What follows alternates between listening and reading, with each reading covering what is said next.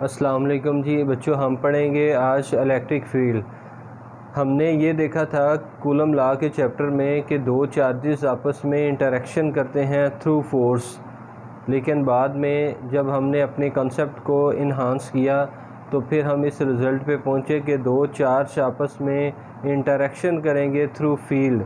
तो पहली बात ये थी कि अगर आपके पास एक चार्ज Q है, लेट्स सपोज प्लस Q, दूसरा चार्ज है वो है प्लस Q, या अगर ये माइनस है तो ये भी माइनस, और या ये प्लस और उसके बाद माइनस, यानी दो अपोजिट चार्ज हूँ या दो सेम चार्ज हूँ, ये दोनों आपस में इंटरेक्शन करते हैं थ्रू फोर्स।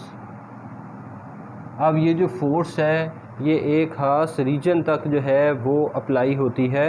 वो एक पर्टिकुलर रीजन जहाँ तक फोर्स अप्लाई होगी उस रीजन को हम नाम देंगे इलेक्ट्रिक फील्ड का।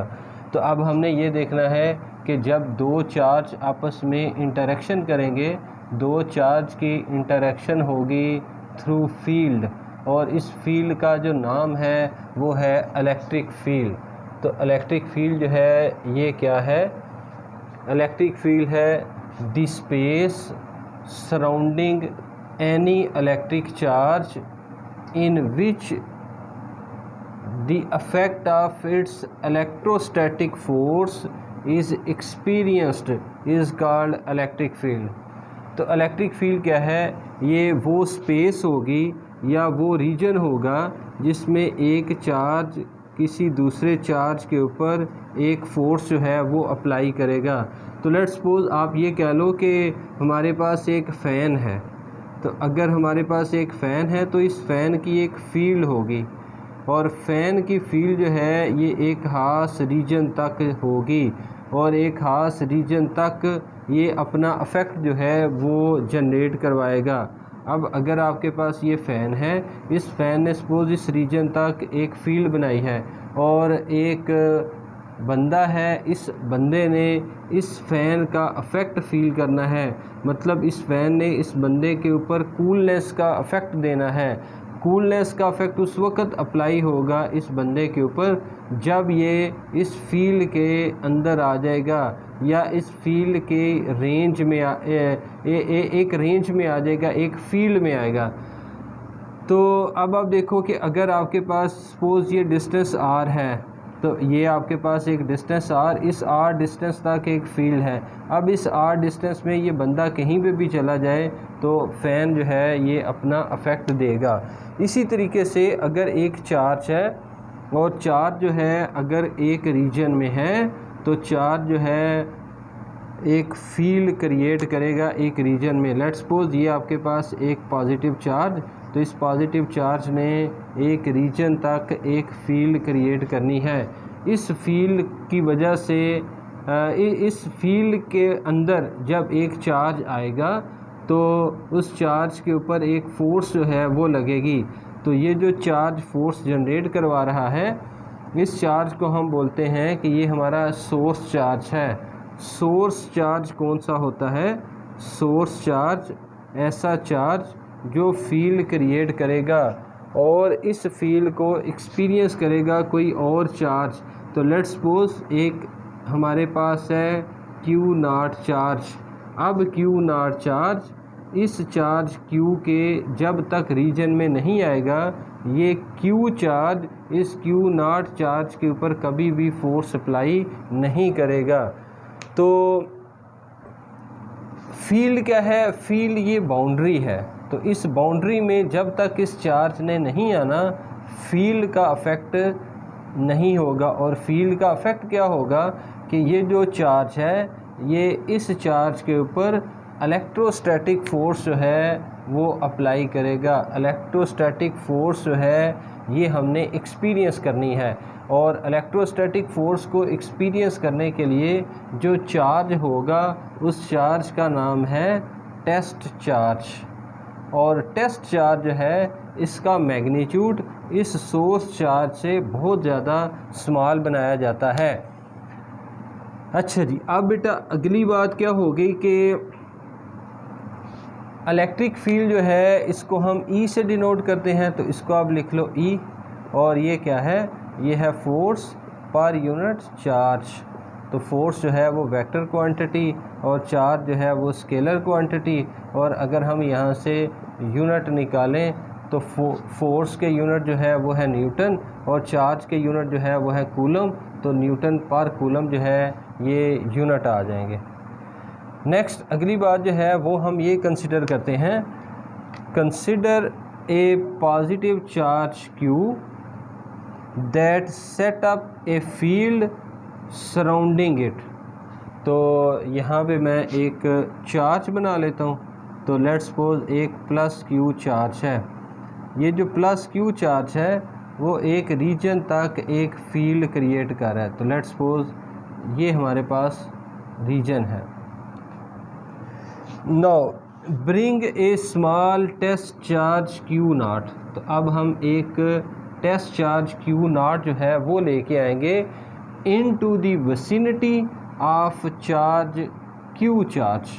Q चार्ज की विसिनिटी, Q चार्ज के सराउंडिंग में एक चार्ज हम लेके आएंगे और वो चार्ज जो है वो कौन सा होगा, वो चार्ज होगा Q नॉट चार्ज। और ये Q नॉट चार्ज जो है ये लेट्स सपोज ये जो विसिनिटी हमने बनाई है ये किसी r डिस्टेंस तक है।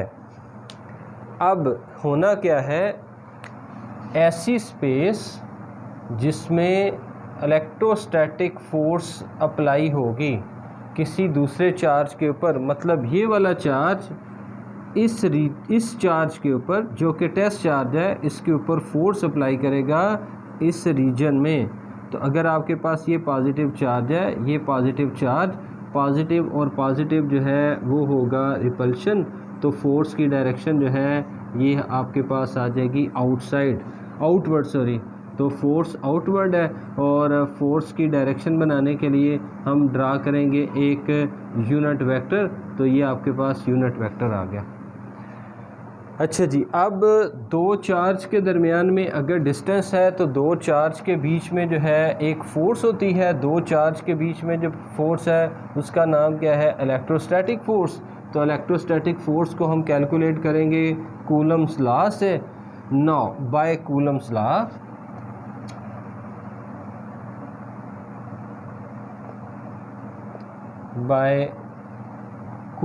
लॉ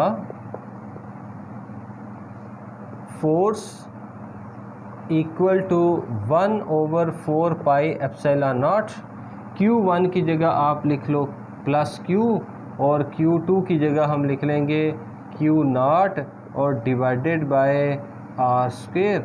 और लेफ़्ट साइड पे वेक्टर ड्रा किया है तो राइट साइड पे भी हम लिखेंगे R यूनिट वेक्टर। तो ये दो चार्जेस के दरमियान में फोर्स आ गई। अब देखो ये जो Q नॉट चार्ज है ये मल्टीप्लाई हो रहा है इधर, तो लेफ़्ट साइड पे जाके डिवाइड, तो F divided by Q naught equal to 1/4 pi epsilon naught Q divided by R square, साथ में R यूनिट वेक्टर। तो देखें force divided by test charge, force पर यूनिट चार्ज, फोर्स पर यूनिट टेस्ट चार्ज, ये किसके equal होता है, ये इलेक्ट्रिक फील्ड के इक्वल है। तो अब आप यहाँ पे वैल्यू पुट कर लें, फोर्स पर यूनिट टेस्ट चार्ज, इसकी जगह हम क्या लिख सकते हैं, electric field equal to 1/4 pi epsilon naught Q divided by R square, साथ में हम क्या लिखेंगे, R यूनिट वेक्टर। तो लेफ़्ट हैंड साइड जो है वो है वेक्टर, राइट हैंड साइड जो है वो भी होगी वेक्टर इस यूनिट वेक्टर की वजह से। और इलेक्ट्रिक फील्ड की डायरेक्शन जो है वो कौन सी होगी, the direction of electric field is that of electrostatic force. Electric field की डायरेक्शन जो है ये कौन सी होनी है, इलेक्ट्रिक फील्ड की डायरेक्शन होगी जो फोर्स की डायरेक्शन होगी। अच्छा जी, अब बच्चों हम देखेंगे फॉर कलेक्शन ऑफ चार्जेस। अभी हमने जो सॉल्व किया है ये एक सिंगल चार्ज की वजह से हमने फील्ड बनाई है। अब है for collection of charges, for collection of charges late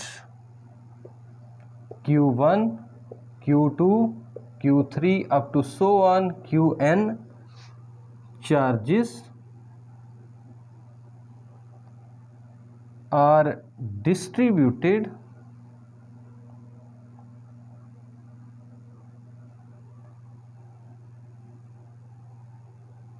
and a test charge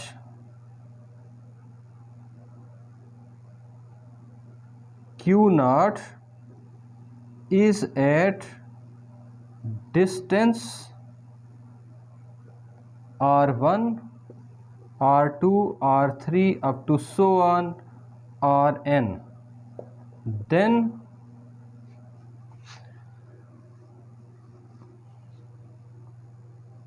electrical force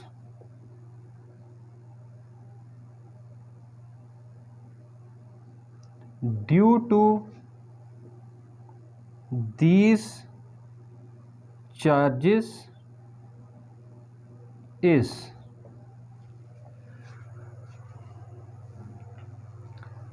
तो अब हम क्या करेंगे जी, नेक्स्ट स्टेप में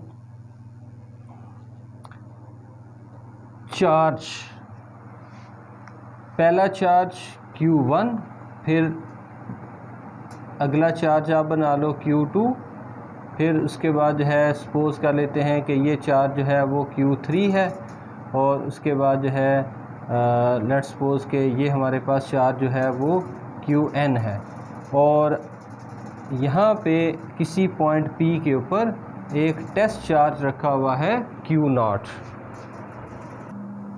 अब Q1 चार्ज की वजह से P पॉइंट पे जो टेस्ट चार्ज रखा हुआ है इसके बीच में हमने फोर्स कैलकुलेट करनी है, और ये डिस्टेंस R1 है। इस डिस्टेंस को हम नाम दे देते हैं R2, इस डिस्टेंस को आप नाम दे दो R3, और ये है आपके पास Rn।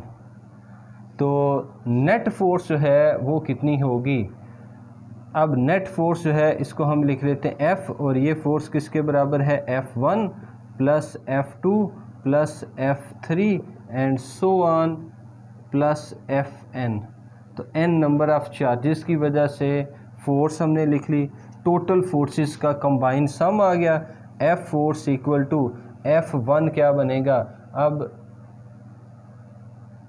Q0 और F1 के बीच में फोर्स 1/4 पाई एप्सिलॉन नॉट, उसके बाद Q1, उसके बाद आ गया Q0 divided by R1 square plus 1/4 pi epsilon naught, उसके बाद Q2 Q0 divided by R2 square. अब ये वाला डिस्टेंस हमने ले लिया, यहाँ से लेके यहाँ तक डिस्टेंस R2, और उसके बाद प्लस 1/4 पाई एप्सिलॉन नॉट, उसके बाद Q3 और उसके बाद Q0 divided by R3 square plus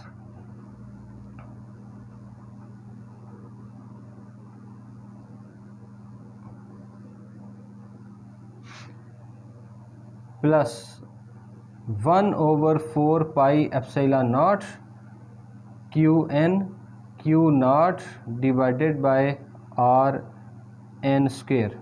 अब यहाँ से जो कॉमन आएगा वो आएगा, एक तो 1/4 पाई एप्सिलॉन नॉट हर एक में आ रहा है, सारी टर्म में है, और साथ में Q0 जो है ये भी कॉमन आएगा।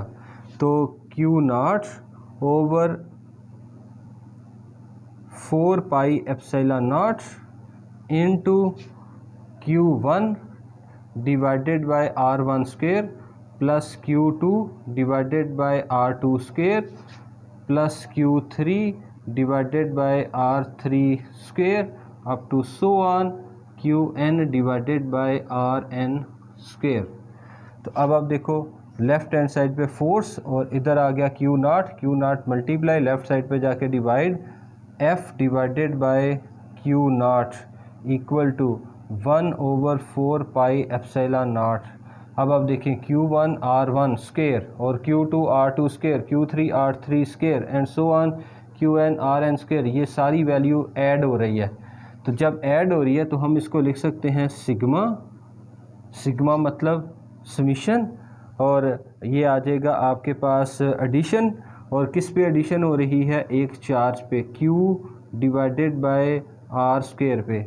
अब यहाँ पे हम लिख लेंगे डमी वेरिएबल, इसको आप लिख लो I और इसको भी आप लिख लो I, और यहाँ पे I की वैल्यू 1 to n।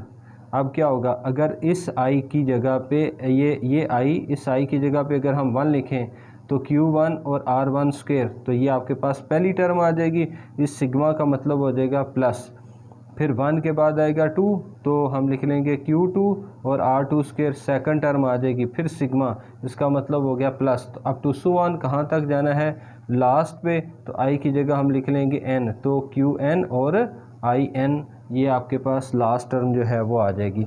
अब आप देखें, अब हमें ये पता है कि फोर्स पर यूनिट टेस्ट चार्ज, फोर्स पर यूनिट टेस्ट चार्ज जो है ये आपके पास है फोर्स पर unit test charge equal to electric field या electric intensity. Strength of electric field को हम बोलते हैं इलेक्ट्रिक इंटेंसिटी।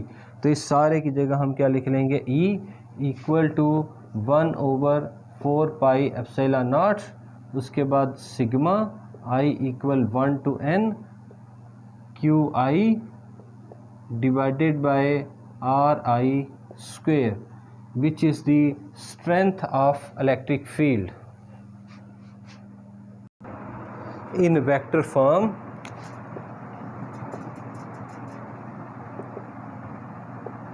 वेक्टर फॉर्म बनाने के लिए लेफ़्ट साइड पे आप लिख लो E vector equal to 1/4 pi epsilon naught sigma I equal 1 to n QI divided by RI square, साथ में R यूनिट वेक्टर जो है वो आप लिख लें।